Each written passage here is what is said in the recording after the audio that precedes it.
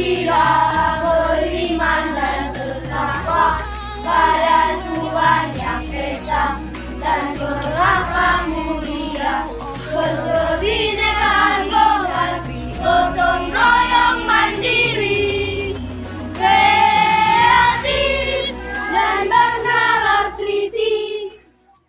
Selamat siang Bapak Ibu. Yang saya hormati Ibu Kepala Sekolah, yang saya hormati juga rekan-rekan pengajar di SD 17701 Suleman ini. Saya hari ini akan berbagi pengalaman Bapak Ibu tentang apa yang saya pelajari di pendidikan calon guru penggerak, dan tugas saya adalah untuk bagaimana supaya Bapak Ibu guru yang ada di sekolah kita ini ikut juga bergerak.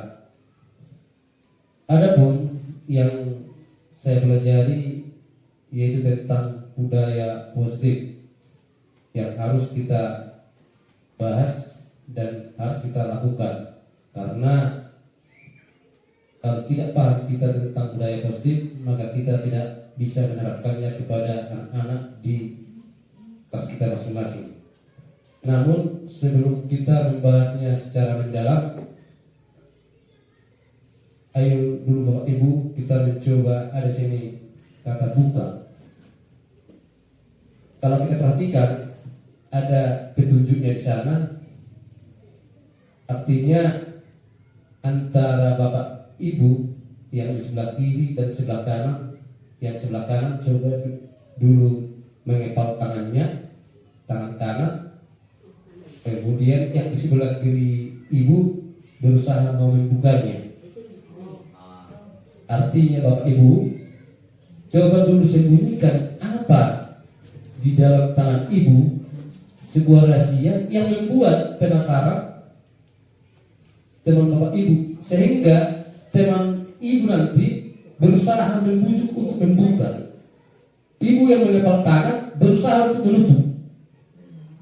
Jadi bujuklah teman Ibu itu untuk membuka sampai ada usaha Ibu, dan yang mengepal tangan usahakan jangan terbuka, tetap. Jadi artinya yang dilakukan dengan cara menggoda, bagaimana supaya dibuka. Buatlah trik Ibu, Bapak, guru semuanya, bagaimana caranya supaya itu terbuka. Dan bagaimana Bapak Ibu menahan supaya jangan terbuka adalah hal yang disembunyikan di sana yang membuat teman Ibu penasaran. Iya. Oke, silakan Bapak Ibu.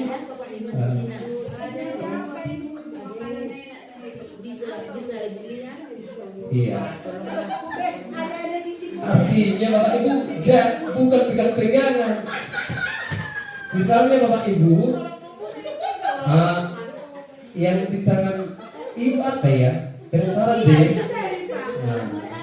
Iya, saya penasaran. Ada deh. Buka dong. Sampai goda Bapak Ibu, sampai dia apa tuh Ibu untuk membuka tangannya, dan apa tuh Ibu untuk bertahan. Itu Bapak Ibu. Gak apa-apa Bapak Ibu. Ayo. Iya.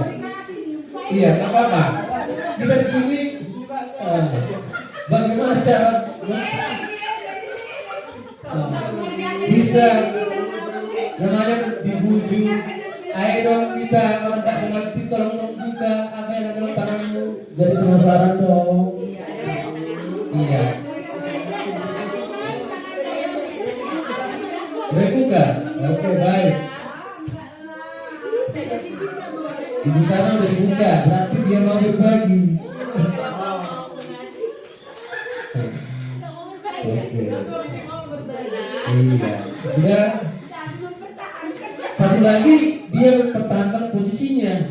Apapun yang terjadi dipertahankan, karena ini merupakan bagian dari hal yang harus dia pertahankan. Seperti itulah kita Bapak Ibu di dalam membina anak-anak ini. Kita sebagai guru memiliki pembelajaran yang memiliki posisi kontrol. Artinya kita mengontrol anak didik kita sehingga dia bisa menerapkan yang namanya budaya tadi. Makanya Bapak Ibu, apakah Anda membuka kepala tangan Anda? Artinya ketika Anda berusaha membuka kepala tangan kawan, berarti Anda memang betul-betul bisa menggugah hati anak-anak itu, bagaimana supaya dia bisa paham itu. Jadi makanya di situ Bapak Ibu perlu ada namanya posisi kontrol. Dengan posisi kontrol yang tadi, maka nampaklah cara namanya budaya positif. Di mana budaya positif itu yang pertama tentang disiplin dan nilai-nilai kebajikan universal. Yang kedua, teori motivasi, hukuman, dan penghargaan atau restitusi. Kemudian yang ketiga, ada keyakinan kelas. Kemudian yang keempat, kita paham kebutuhan dasar manusia dan dunia berkualitas. Baru yang kelima, ada itu 5 posisi kontrol, restitusi. Baru yang terakhir nanti segitiga restitusi. Mari Bapak Ibu kita bahas satu persatu. Yang pertama, disiplin. Menurut Bapak Ibu, apa itu sebenarnya disiplin? Taat. Menurut Pak Indra? Teratur. Bagus. Menurut Ibu? Teratur. Jadi artinya di sini Bapak Ibu, ketika kita mendengar kata disiplin, apa yang terbayang di benak kita? Apa yang terlintas di pikiran kita? Kebanyakan orang akan menghubungkan kata disiplin dengan tata tertib. Seperti yang dibilang tadi, ada taat, teratur, dan kepatuhan pada peraturan. Itu yang dikatakan disiplin. Kata disiplin juga sering dihubungkan dengan hukuman. Padahal itu sungguh berbeda, karena belajar tentang disiplin positif tidak harus dengan memberikan hukuman.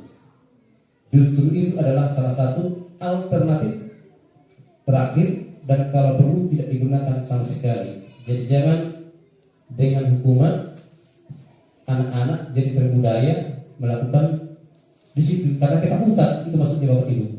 Jadi kita membiasakan disiplin itu dengan suatu tindakan perbuatan yang positif, sehingga dia mengingat, kalau saya lakukan ini apa yang terjadi ya? Apa yang harus saya lakukannya? Jadi anak-anak kita berusaha untuk menanamkan dalam dirinya tentang bau yang umum yang berguna bagi lingkungan sekitarnya. Namun itulah tadi Bapak Ibu, bagaimana harapan Ki Hajar Dewantara tentang disiplin itu? Bapak pendidikan kita Ki Hajar Dewantara mengatakan bahwa di mana ada kemerdekaan, disitulah harus ada disiplin yang kuat. Sungguh pun disiplin itu bersifat self-disiplin, yaitu kita sendiri yang mewajibkan kita dengan sekeras-kerasnya. Tetapi itu sama saja, sebab jikalau kita tidak cakap melakukan self-disiplin, wajiblah penguasa lain mendisiplinkan diri kita, dan peraturan demikian itu harus ada di dalam suasana yang merdeka. Artinya Bapak Ibu, kadang untuk membuat disiplin itu jangan karena dipengaruhi oleh faktor yang lain atau yang di luar dari diri kita, seperti posisi kontrol tadi. Kalau sudah ada tekad kita, saya akan mempertahankan ini, apapun yang terjadi. Saya akan berusaha untuk membujuk dia supaya dia membuka. Jadi ada yang namanya tadi, bagaimana cara kita untuk memerdekakan anak-anak dengan adanya disiplin yang positif. Itu yang diharapkan oleh Bapak Ki Hajar Dewantara dari kita guru. Kemudian dengan adanya disiplin tadi, ada nilai-nilai kebajikan yang tertanam di dalam disiplin itu. Yang dimaksud dengan nilai-nilai kebajikan adalah sifat-sifat positif manusia yang merupakan tujuan mulia yang ingin dicapai setiap individu. Seperti yang dikatakan Glenn Dossett, bahwa dengan mengaitkan nilai-nilai kebajikan yang diyakini seseorang, maka motivasi intrinsiknya akan terbangun sehingga menggerakkan motivasi dari dalam untuk dapat mencapai tujuan mulia yang diinginkan. Artinya Bapak Ibu, harapan kita biarkanlah timbul dari diri anak itu untuk melakukan yang namanya disiplin. Jangan karena faktor yang tadi dari luar, jangan itu dulu yang mengendalikan. Karena kalau duluan dari luar mengendalikan dia, sehingga dia terbiasa, tidak ada niatnya untuk melakukan dari diri sendiri, tidak ada lah itu dari hatinya untuk melakukan disiplin itu. Misalnya, ketika kita membuat siapa yang tidak mengerjakan PR akan kena sanksi. Anak-anak melakukan pekerjaan tadi, PR tadi, karena pengaruh dari kita guru, kita yang mengatakan bagi siapa yang tidak mengerjakan akan dikenakan sanksi. Jadi dia kan melakukan atau mengerjakan PR itu karena sanksi tadi. Tidak ada niatnya dari timbul dari diri sendiri. Itu maksudnya Bapak Ibu. Jadi itulah yang perlu kita terangkan, nilai-nilai kebajikan yang timbul di dalam dirinya anak kita Bapak Ibu. Dan nilai-nilai kebajikan itu kita kan dengan yang namanya profil belajar Pancasila. Salah satunya fondasi, termasuk fondasi negara kita ini. Yang pertama, beriman, bertakwa kepada Tuhan Yang Maha Esa dan berakhlak mulia, mandiri, kemudian bernalar kritis, baru berkebinekaan global, bergotong royong dan kreatif. Jadi ini fondasinya untuk menanamkan nilai-nilai kebajikan terhadap anak didik kita, sehingga anak didik kita bisa melakukan dengan hati yang tulus. Yang berikutnya Bapak Ibu yaitu teori, motivasi, hukuman dan penghargaan serta restitusi. Namun sebelum kita bahas Bapak Ibu, ada baiknya kita dulu briefing dulu, karena biar jangan tidak tadi terlalu serius, biar jangan tidak ngantuk. Oke Bapak Ibu, posisinya tak usahlah berdiri, kepalanya aja dibuat gerakannya, ikutilah gerakan yang terdapat di dalam layar ini. Bersiap Bapak Ibu? Ya. Baik, terima kasih.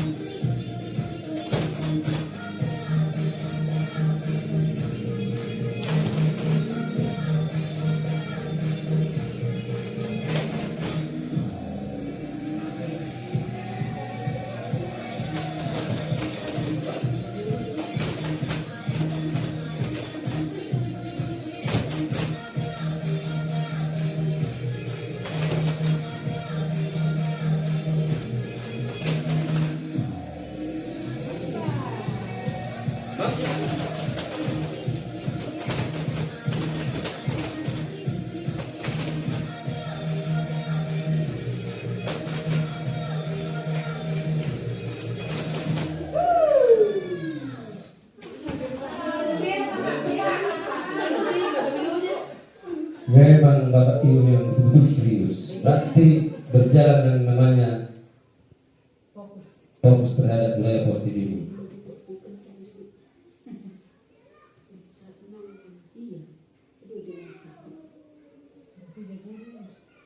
Baik Bapak Ibu, teruskan. Tadi dikatakan ada 3 motivasi perilaku manusia. Bagaimana cara kita memotivasi anak didik kita supaya bisa menjadi kira-kira tadi tertanam menjadi sebuah budaya disiplin positif. Yang pertama, 3 motivasi perilaku manusia, yaitu untuk menghindari ketidaknyamanan atau hukuman. Artinya di sini Bapak Ibu, kalau prinsip manusia untuk menghindari ketidaknyamanan atau hukuman sehingga dia melakukan disiplin, berarti dia itu memikirkan motivasi eksternal karena pengaruh orang lain. Yang kedua, kadang manusia untuk mendapatkan imbalan atau penghargaan dari orang lain sehingga dia disiplin. Abu Hama supaya dia bisa entah seperti namanya itu, bagaimana supaya perhatian dia sama aku, supaya saya lebih dibungkam. Itu adalah motivasi eksternal. Kemudian untuk menjadikan orang yang mereka inginkan dan menghargai diri sendiri dengan nilai-nilai mereka yang mereka percaya. Ini dikatakan motivasi internal. Artinya ini dulu yang diharapkan dari diri anak-anak kita Bapak Ibu.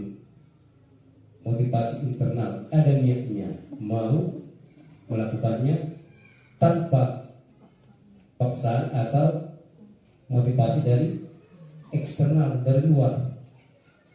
Artinya Bapak Ibu, bukannya ini tidak ikut ataupun tidak berpengaruh, ini dulu, baru ini. Itu maksudnya Bapak Ibu. Kemudian di mana teori motivasi? Yang pertama ada yang namanya hukuman. Yang dimaksud hukuman di sini yaitu hukuman yang diberikan bisa berupa fisik maupun psikis. Murid atau anak disakiti oleh suatu perbuatan atau kata-kata. Artinya, walaupun hukuman kita Bapak Ibu tidak secara fisik, sering kita sebagai guru memberikan kata-kata yang membuat anak kita jadi tersakiti, sehingga dia apa? Merajut. Kemudian ada yang nangis karena anak kita itu Bapak Ibu, seperti yang dikatakan, tidak semuanya anak-anak bisa mendengarkan perkataan yang keras atau tekanan kata-kata kita mengatakan membuat dia menjadi sakit hati.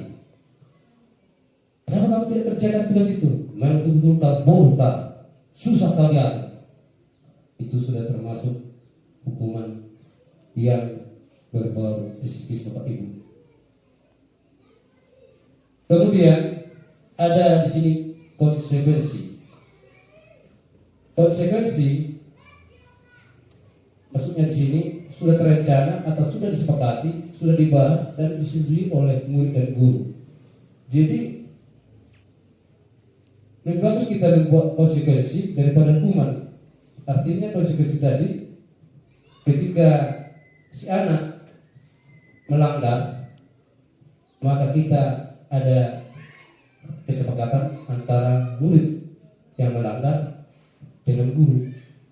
Kalau kamu tidak mengerjakan itu, apalah konsekuensimu? Oh, saya akan tinggal entah 10 menit di dalam kelas jam istirahat untuk mengerjakan itu, atau saya akan membersihkan kamar mandi, kan berguna untuk lingkungan atau warga sekolah itu maksudnya. Jadi konsekuensi di sini ada kesepakatan yang harus disepakati oleh murid dan guru.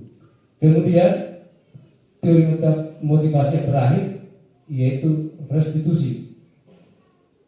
Restitusi di sini adalah proses kolaborasi yang mengajarkan murid untuk solusi untuk masalah mereka dan membantu murid berpikir tentang orang seperti apa yang mereka inginkan dan bagaimana mereka harus memperlakukan orang lain.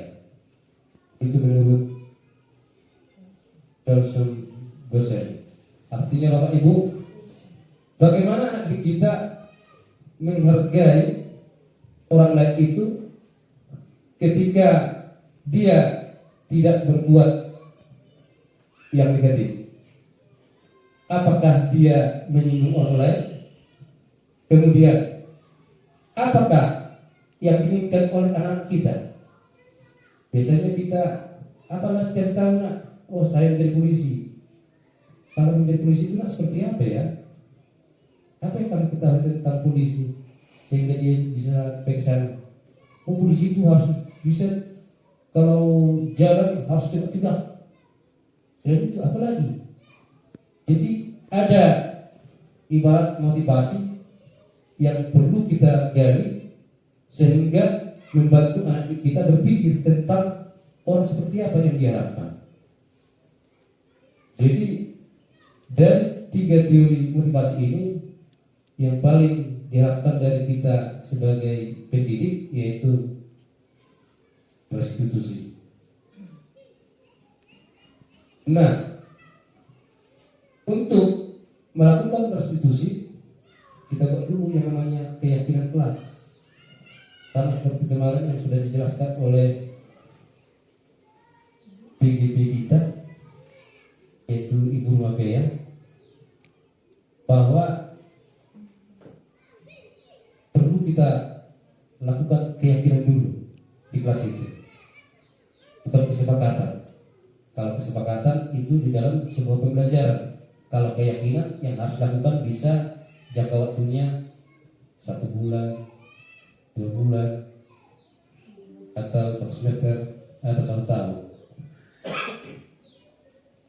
Keyakinan kelas yaitu nilai-nilai kebajikan yang universal, bukan individu, yang berlaku bagi semua yang ada di ruang kelas tersebut, tidak berpihak, yang disepakati secara tersirat maupun tersurat, terlepas dari latar belakang suku, negara, bahasa maupun agama. Artinya Bapak Ibu, karena di sekolah kita mungkin ada yang agama Islam, ada yang margain, namanya pun keyakinan kelas itu sifatnya universal, berlaku untuk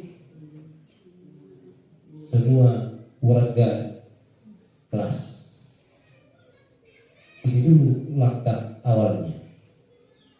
Jadi untuk membuat keyakinan kelas, maka kita harus rapat dengan anak didik kita. Tidak kita sendiri yang buat. Ini keyakinan kelas kita ya. Salah. Berarti udah salah Pak ya, kita bikin kesepakatan itu ya Pak ya. Iya udah salah. Makanya kesepakatan yang saya buat di dalam ruang kelas salah. Karena itu kesepakatan. Seharusnya keyakinan kelas. Jadi perlu Bapak Ibu nanti gali keyakinan kelas di ruang kelas masing-masing Bapak Ibu ya. Kemudian mengapa harus keyakinan kelas? Mengapa tidak peraturan kelas saja? Jawabannya di sini adalah suatu keyakinan akan lebih memotivasi seseorang dari dalam atau motivasi secara intrinsik. Itu yang tadi kita bahas di awal.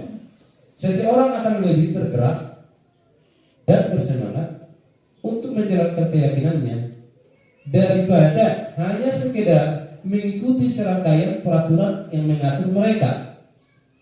Harus berlaku begini atau begitu yang membuat ketidaknyamanan dan keterpaksaan. Artinya peraturan itu kadang-kadang terpaksa. Terpaksa anak-anak harus melakukan. Harus berpakaian rapi setiap hari Senin misalnya. Nah, itu peraturan sekolah. Kalau dari keyakinan kelas bagaimana? Jadi biasanya berpakaian rapi itu indah apa enggak? Itu dulu, ya kan Bapak Ibu? Indah Pak, indah Bu. kita tunjukkan yang rajin berpakaian dengan yang tidak rajin berpakaian, kita bagikan sehingga anak-anak bisa meniru harus ini mana kesepakatan yang keyakinan yang lebih bagus dilakukan. Tentu yang berpakaian lengkap, sehingga nanti ada tadi motivasi secara intrinsik yang timbul di dalam anak diri kita di dalam kehidupan sehari-hari Bapak Ibu. Kemudian bagaimana cara kita untuk membuat yang namanya keyakinan kelas? Yang pertama, keyakinan kelas hendaklah bersifat lebih abstrak. Kemudian keyakinan kelas ditulis berupa pernyataan-pernyataan universal atau umum. Kemudian pernyataan keyakinan kelas senantiasa dibuat dalam bentuk positif. Artinya Bapak Ibu jangan muncul sana kata-kata negatif. Jangan ada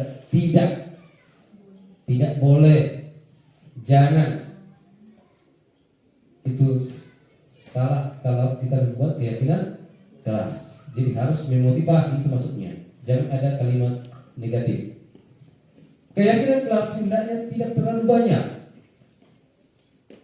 sehingga mudah diingat dan dipahami oleh semua warga kelas.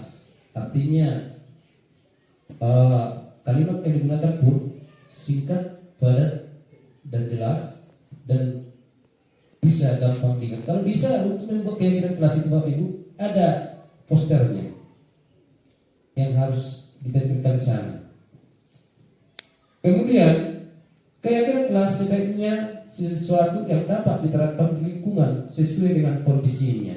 Artinya Bapak Ibu jangan kita samakan dengan kondisi yang di kota dengan yang kita di kampung ini. Beda juga keyakinan kelas yang ada di SD tetangga kita yang dekat dengan kota sana daripada kita yang di pedalaman ini.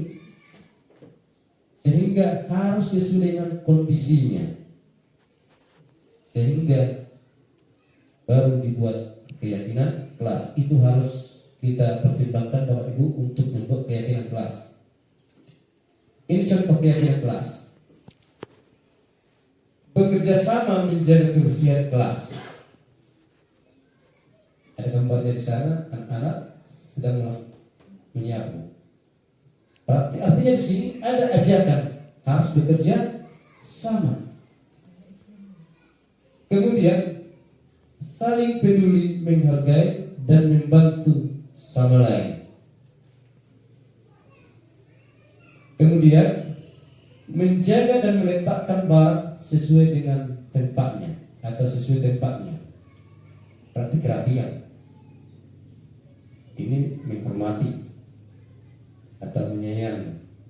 Mengerjakan tugas tepat waktu. Baru tepat waktu dan aktif di kelas. Artinya ini sudah bentuk universal yang bisa kita buat keyakinan kelas dan dengan setiap harinya dia melihat seperti ini. Berarti sudah jadi sebuah budaya. Karena sudah bisa dia lakukan. Jadi kebiasaan melakukan disiplin positif sesuai dengan keyakinan kelas kita. Jadi ini dulu target utama kita di dalam kelas kita masing-masing Bapak Ibu. Kemudian yang berikutnya adalah restitusi. Restitusi juga adalah proses kolaboratif yang mengajarkan murid untuk mencari solusi untuk masalah dan membantu murid berpikir tentang orang seperti apa yang mereka inginkan dan bagaimana mereka harus memperlakukan orang lain. Jadi pengertian restitusi di sini adalah secara sederhananya mengangkat jati diri anak dari gagal menjadi sukses, dari yang tidak percaya diri menjadi percaya diri, dari yang tidak berani menjadi berani. Itu restitusi. Nah, di dalam restitusi ada 5 posisi kontrol yang perlu kita pahami dan perlu kita sadari di mana posisi kita sebenarnya Bapak Ibu. Apakah kita itu sebagai penghukum selama ini atau pembuat merasa bersalah kepada anak-anak, atau sebagai teman, atau sebagai pemantau saja, atau sebagai manajer. Jadi 5 posisi kontrol restitusi ini perlu kita pahami Bapak Ibu. Kalau dia dikatakan sebagai penghukum, di mana dikatakan sana, seorang penghukum bisa menggunakan hukuman fisik maupun verbal. Orang-orang yang menjalankan posisi penghukum senantiasa mengatakan bahwa sekolah memerlukan sistem atau alat yang dapat lebih menekan murid-murid lebih dalam lagi. Jadi kalau kita bayangkan zaman dulu sistem kerja paksa di masa penjajahan itu tadi, ketika bangsa Indonesia, warga bangsa Indonesia tidak melaksanakan, maka dia harus dipaksa atau dia akan kena hukuman. Jadi itu yang digali oleh Ki Hajar Dewantara supaya jangan terulang yang namanya penghukum bagi generasi penerus kita. Kalau pembuat merasa bersalah, sini dikatakan pembuat merasa bersalah itu pada posisi ini biasanya guru akan bersuara lebih lembut, dan pembuat merasa bersalah akan menggunakan keheningan yang membuat orang lain merasa tidak nyaman, bersalah atau rendah diri. Artinya Bapak Ibu, kalau ada anak-anak kita panggil ataupun kita lihat dia dan bertatapan mereka, ketika kita menggeleng kepala padahal dia diam, berarti kita akan, apa salah saya ini? Kenapa saya ini?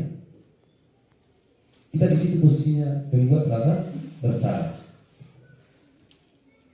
Bagaimana posisi kita sebagai teman? Guru pada posisi ini tidak akan menyakiti murid, namun akan tetap berupaya mengontrol murid melalui persuasi. Posisi teman pada guru biasanya negatif ataupun positif, karena ada anak kita Bapak Ibu, ketika kita dekat jadi cari perhatian dia, kita suruh dia cepat, kita suruh, padahal maunya supaya tidak belajar, dia lebih suka kita suruh dia. Itu posisi teman. Namun ada di sini videonya nanti yang perlu kita bandingkan bagaimana itu yang namanya sebagai penghukum, pembuat merasa bersalah, teman, pemantau atau manajer. Jadi kalau bisa Bapak Ibu sesuai dengan harapan Ki Hajar Dewantara, harus ada kita di posisi ini. Namun susah memang sebenarnya melakukan ini, manajer ini. Ibarat pemain bola, kalau tidak ada manajernya, terkatu pemainnya itu. Iya, sebagai manajer, tidak sebagai teman, karena itu katanya ada positifnya, ada negatifnya, tak sebagai teman. Jadi harus di sini kita Bapak Ibu, mau kesini lah yang susah itu. Saya sendiri sebagai guru, saya mengakui saya sebagai guru, dan saya sebagai penghukum merasa bersalah, dan juga saya sebagai teman. Karena pengalaman kita Bapak Ibu kan, kita hukum anak, kita bujuk lagi. Nangis dia, kenapa kau nangis? Gara-gara itu kau terus nangis. Kita lihat lagi, kembali lagi hati anak itu tenang. Jadi ada positifnya, ada negatifnya. Pemantau sama seperti yang terlupa. Halo, ambilkan dulu itu, lihat ke sana dulu, ke sana. Tidak tahu kita apa yang terjadi. Iya. Iya, yang keempat masalah ini. Tapi kalau masih di manajer memang jauh. Memang itulah yang melihat. Mari kita saling berkolaborasi. Bagaimana supaya kita bisa sebagai manajer di dalam sekolah kita? Karena pemain bola. Kalau pemain bola itu kalah timnya, terus manajernya yang diapain? Cocok itu katanya. Inilah 5 posisi kontrol itu Bapak Ibu. Ada contoh sederhananya di sini yang bisa kita lihat juga, bisa melalui website, bisa melalui. Salam bahagia Ibu dan Bapak Guru hebat. YouTube. Dalam penerapan disiplin positif restitusi, salah satu program yang dikembangkan adalah 5 posisi kontrol. 5 posisi kontrol dalam restitusi adalah proses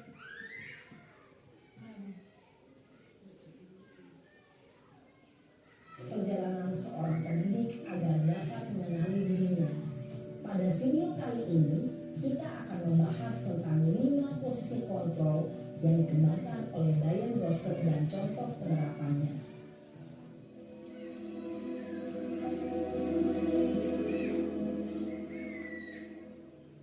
Lima posisi kontrol itu adalah 1. Posisi penghukum, 2. Posisi pembuat merasa bersalah, 3. Posisi tenang, 4. Posisi pemantau atau monitor, dan 5. Posisi manajer. Untuk lebih memahami kelima posisi tersebut, mari kita saksikan kasus Naren yang terlambat hadir 20 menit di sekolah dan melihat bagaimana kelima posisi kontrol dalam menghadapi masalah tersebut.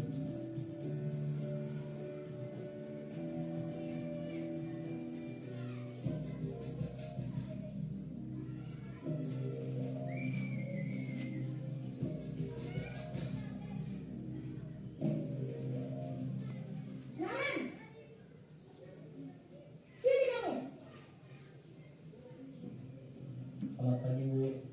Selalu terlambat. Kamu deh, pasti terlambat. Maaf Bu, saya Apa? Apa coba? Alasan kamu apa lagi? Kapan sih kamu tidak terlambat? Malas sekali ya kamu jadi anak. saya Dasar pemalas. Gak kapok-kapok sih kamu. Sudah berapa kali terlambat? Sana, kamu keliling lapangan basket 2 kali. kenapa saya harus keliling lapangan basket Bu? Kenapa? Kamu melarang ibu. Berani-beraninya jawab. Sudah terlambat, masih. Sebentar, Pak. Sudah pakai lupa.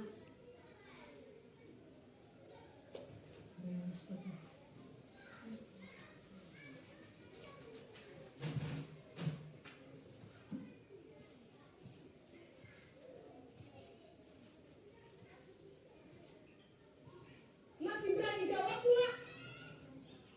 Sekarang, keliling lapangan basket 5 kali sekalian. Biar kapok. Cepat. Pergi sana ke lapangan basket. Posisi penghukum.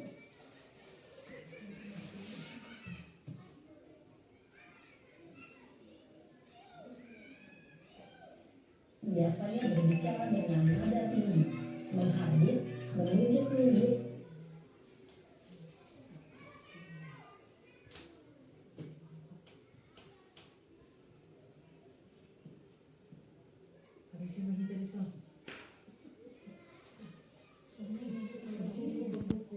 Fisik maupun psikis.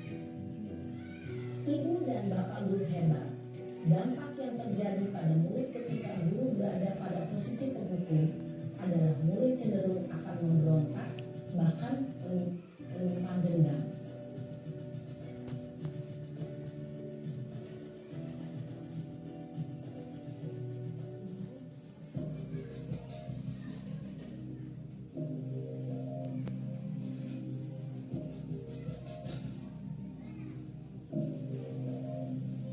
Naren,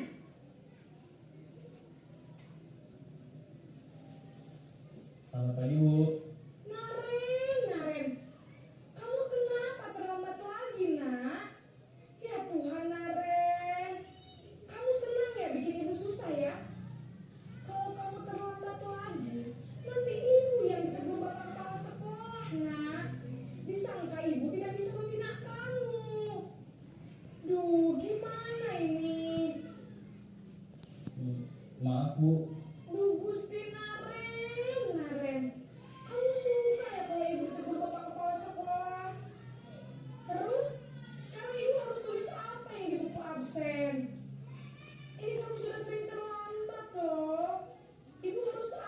coba? Maaf Bu, maaf sekali. Ya sudah, lain kali jangan bikin ibu susah lagi ya nak ya. Ibu tidak akan kuat lagi kalau kamu gini terus. Bisa jantungan kalau ibu tegur bapak kepala sekolah. Sana cepat ke kelas. Maaf ya Bu, maaf sekali.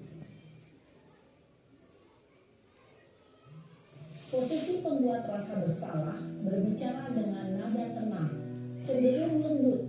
Namun kata-kata yang diutarakan membuat murid merasa menjadi orang yang gagal, memandang buruk dirinya sendiri, merasa tidak berharga, dan tidak sanggup membahagiakan orang lain. Ketika guru mengambil posisi pembuat rasa bersalah, murid akan menganggap dirinya yang bersalah dan ia akan menyimpan emosi negatif tersebut di dalam dirinya.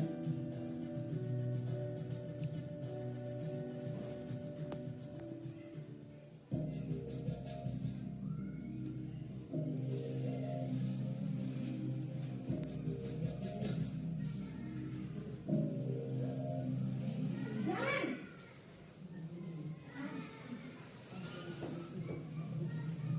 Selamat pagi Bu. Wah, sudah jam berapa ini nak? Terlambat lagi ya sayang. Iya Bu, habis ibu saya belum membangunkan saya Bu. Satu. Iya. Kamu bukan anak yang larinya paling kenceng. Kok terlambat sih? Iya Bu, saya memang terlambat bangun tadi. Jadi biarpun saya lari kencang, tetap gak kejar Bu. Ya sudah sana. Nanti lain kali larinya lebih kenceng lagi ya. Biar gak terlambat lagi. Bikin seneng ibu. Demi ibu. Bisa kan? Bisa lah Bu. Kelas 1 sekali. Kelas 1 tuh lebih paling Iya. kalau sebab mana-mana langsung besok ke sekolah lagi. Nangis lagi. Nangis gurunya galak kali bila gurunya pemain dah. Nang mau sekolah.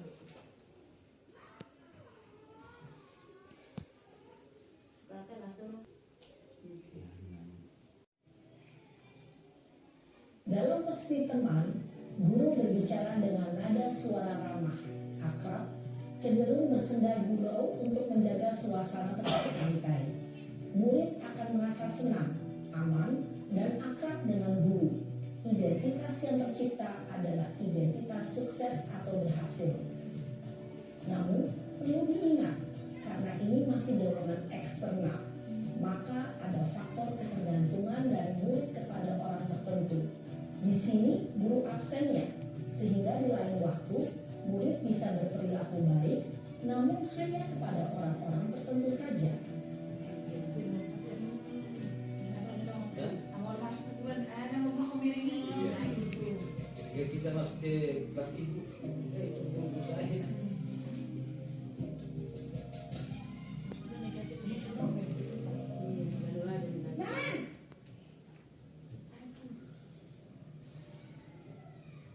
Selamat pagi Bu.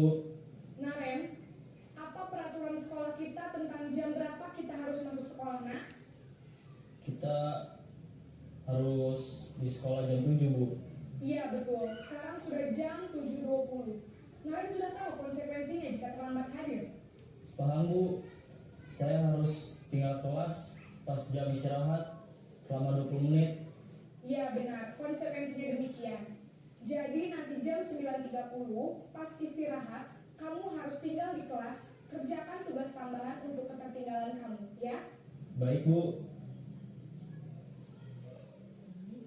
Posisi pemantau mengandalkan penghitungan atau data untuk mengontrol murid. Guru mengarahkan murid berdasarkan peraturan dan konsekuensi. Seorang pemantau menunjukkan bahasa tubuh dan ekspresi wajah yang datar dan cenderung formal.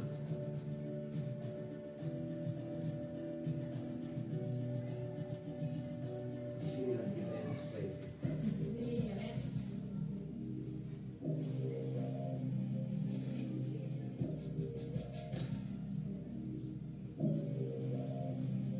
Naren!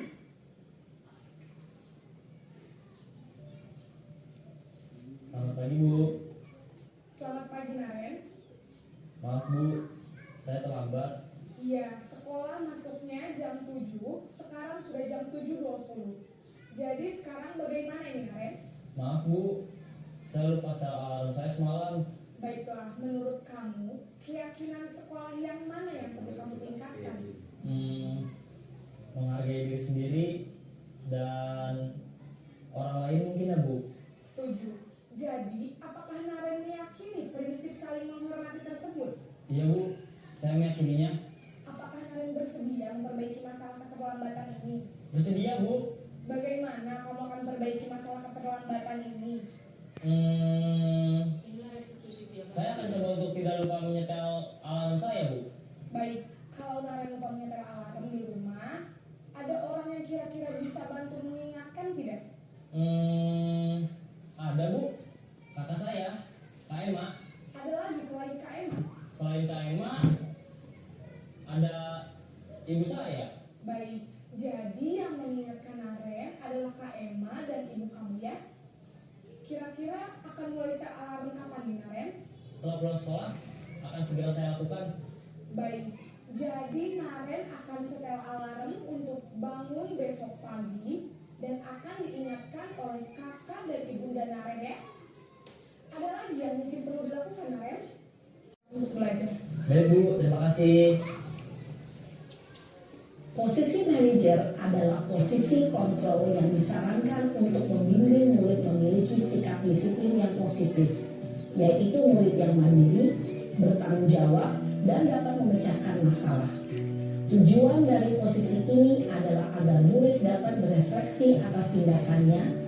Guru akan dengan tulus memberikan pertanyaan-pertanyaan bermakna, sehingga membuat murid dapat belajar dari kesalahannya dan mencari sebuah solusi untuk menyelesaikannya. Ibu dan bapak guru hebat, setelah mengamati adegan kelima posisi kontrol tadi, kira-kira posisi mana yang paling ideal? Posisi mana yang dapat menunjang motivasi intrinsik murid? Ya, tentu posisi manajer. Posisi ini memang posisi ideal yang ingin dituju setiap pendidik. Pada posisi inilah, guru dapat menerapkan disiplin positif yang berpihak pada murid, yang memerdekakan murid. Perjalanan seorang pendidik tentunya tidak mudah untuk sampai pada posisi seorang manajer. Namun, tujuan kita pasti, yaitu menciptakan murid-murid yang mandiri, merdeka, dan bertanggung jawab. Semoga Itulah tadi Ibu contoh-contoh penerapan 5 posisi kontrol restitusi yang harus kita sadari dan kita tentukan di mana kita sebenarnya. Dan besar harapannya kita harus bisa menjadi manajer demi keberpihakan kepada murid. Dan kita lanjut Bapak Ibu tentang segitiga restitusi. Kalau dikatakan di sini segitiga restitusi, yaitu ada 3 tahap yang kita lakukan untuk mendidik dan membimbing anak-anak supaya anak kita itu bisa melakukan yang namanya budaya positif. Yang pertama, ketika ada anak didik kita yang melanggar peraturan sekolah ataupun tidak melakukan sesuai dengan keyakinan, maka perlu kita validasi dulu tindakan yang salah itu. Di mana kesalahan anak kita itu? Gara-gara apa dia berbuat seperti itu? Dan mengapa dia berbuat seperti itu? Kemudian setelah kita sudah memvalidasi, maka kita menanyakan keyakinan. Jadi keyakinan sudah kita buat, kita hitung ke sana, sehingga dari keyakinan yang dia ucapkan berarti sudah terekam, sudah berbudaya dalam dirinya apa yang dia langgar. Kemudian setelah kita menanyakan keyakinan, maka kita bisa menstabilkan identitasnya, karena dengan percaya diri dia tidak ragu-ragu lagi dan dia tidak merasa down dan bisa dia diterima oleh gurunya dengan alasan yang sudah dia katakan. Jadi di sini ada beberapa bentuk yang dijelaskan tentang segitiga restitusi tadi. Kamu tentunya punya alasan mengapa melakukan itu. Biasanya itu yang kita tanyakan.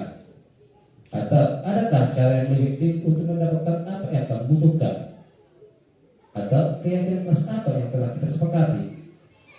Atau kamu ingin menjadi orang seperti apa? Kemudian untuk menstabilkan identitas, setiap orang pasti pernah melakukan kesalahan.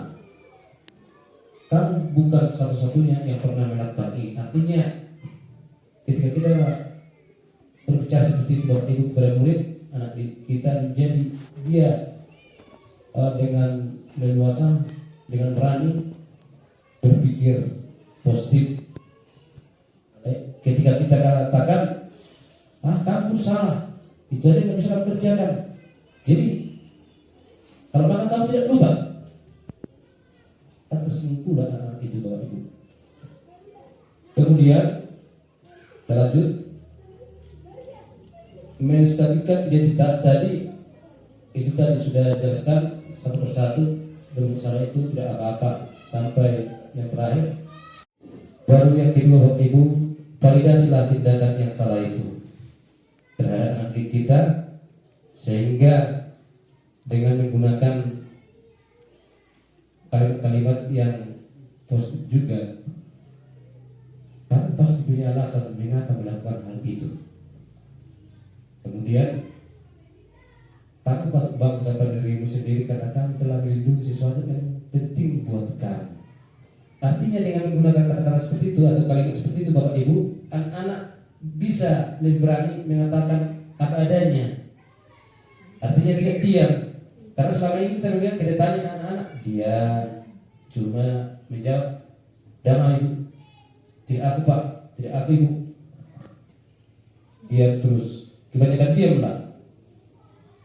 Baru yang terakhir menanyakan keyakinan. Jadi untuk menanyakan keyakinan ini, apa yang kita percaya sebagai kelas atau keluarga sesuai dengan keyakinan kita, apa nilai-nilai umum yang kita telah sepakati, sampai yang berikutnya kamu mau jadi orang yang seperti apa. Jadi intinya tetap kita buat keyakinan kelas di kelas kita masing-masing Bapak Ibu.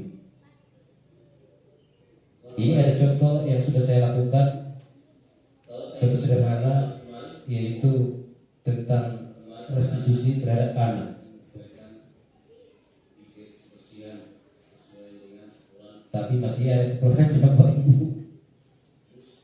Oke, kita lanjut.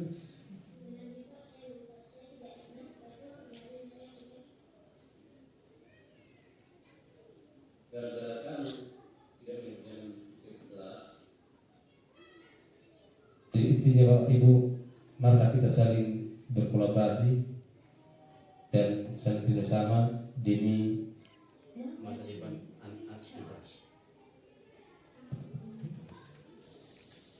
Sekian dan terima kasih pemaparan dari saya. Apabila ada hal-hal yang mau ditanyakan ataupun saran, silakan Bapak Ibu, karena itu membangun apa yang sudah saya pelajari. Silakan Ibu berikan dulu sarannya. Pertanyaan, aku membuat pertanyaan Pak. Ketika kita melakukan restitusi tersebut terhadap anak, dalam kendalanya kan Pak, seringkali yang kami jumpai di kelas itu, si anak tidak mau. Ketika kita ajak mau apa tadi yang pertama kan Pak, menstabilkan identitas. Mau itu dulu langkah pertama. Cuman si siswa ini nggak mau ngomong, nggak mau mengeluarkan arus. Mau berapa banyak pun pertanyaannya, diam aja dia. Kira-kira kayak mana lah membuat siswa ini supaya mau mengeluarkan unek-unek yang dalam hatinya Pak? Bagaimana? Ada ibu yang lain memberikan tanggapan terhadap pertanyaan ibu itu? Iya. Ya, kalau menurut aku sih kayaknya kita harus melakukan pendekatan dulu kali ya. Kita bagaimana kita mengajak anak itu supaya mau berbicara. Ya kan kita diskusi sini Bu. Kalau menurut aku pribadi ya kayak tadi melakukan pendekatan. Itulah Bapak Ibu, ketika kami pun di dapat pembelajaran di sini di calon guru penggerak itu sama, bukan hanya anak SD aja seperti itu, anak SMA pun seperti itu, bahkan anak SMK banyak berbagi teman-teman. Hanya seperti yang dipertanyakan oleh Ibu Mabe tadi, seperti itu semua. Jadi intinya tetap kembali kepada anak itu sampai dia bisa mengeluarkan apa yang ada di dalam. Sama seperti tadi, ketika Anda mengepal tangan teman Anda, kemudian teman yang satu lagi berusaha, sehingga disitulah inti tadi yang namanya buka itu, buka atau ditutup. Di situ tadi. Jadi itulah tugas kita sebagai pendidik. Memang harus pendekatan itu bermacam-macam. Namun jangan salah pendekatan kita supaya jangan anak-anak salah mengertikan. Yang lain Bapak Ibu, udah pas atau udah cukup? Iya, baik Bapak Ibu. Mudah-mudahan apa yang sudah saya berbagi tadi, yang saya bagikan, bisa menginspirasi dari Bapak Ibu dan bisa kita mengembangkan sekolah kita ini. Dan tetap harapan saya juga sebagai calon guru penggerak, nampaklah itu perubahan, terutama itu keyakinan di kelas dulu. Kita sepakati dengan anak kita, baru tadi lakukanlah seperti yang trik buka tadi, buka atau tidak, buka ya, tidak ya. Jadi kita lihat bagaimana perbedaan-perbedaan yang terdapat pada anak kita, seperti yang kita alami tadi, dan kita juga bisa menentukan sebagai manajer.